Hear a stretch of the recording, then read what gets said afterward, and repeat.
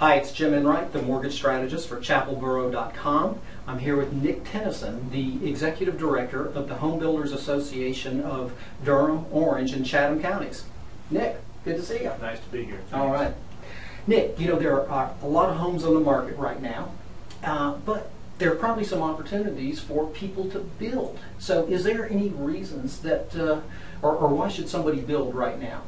Well, building is a process that relies on both local materials and labor and materials that are bought on a worldwide market. Okay. And one has to think about what you think the cost of building is going to be in both those contexts. So from a material standpoint, I'm afraid that I think materials generally are going to go up as developing countries around the world do more developing. Mm-hmm. I mean, the Chinese specifically certainly use a lot of concrete and steel and wood. Right. And so when people are thinking about the cost of building a home, the actual bricks and mortar Mm-hmm. are a key part of it.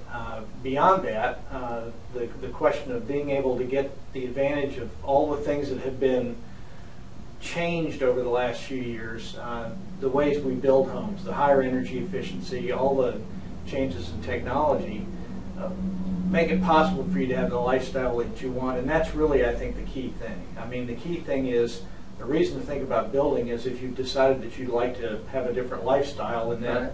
place where you spend most of your time. Mm-hmm. Okay. The other thing, of course, obviously, is, and maybe in your court a lot more, is the cost of money.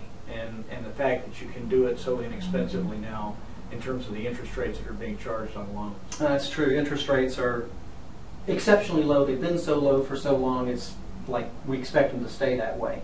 So what we've got then is globalization and commodities. And if we look at competition, is it safe to say that a new home would be priced about the same as an existing home? Well, actually, it's that competitive edge. Whether or not it's the same, it's not the same house. I mean, in other words, if you're looking at a house that was built 10 years ago or even 5 years ago, frankly, it's not the same house that can be produced today. So you have to sort of adjust for the competitive nature of, or the quality that you're buying, Right. or the features that you're buying. So the existence, though, of those competition, those houses that can be competitive, is certainly having an effect on the prices that are being charged. So that's a reason why the buyer is in such an advantageous position, because there are a lot of things out there from which to choose.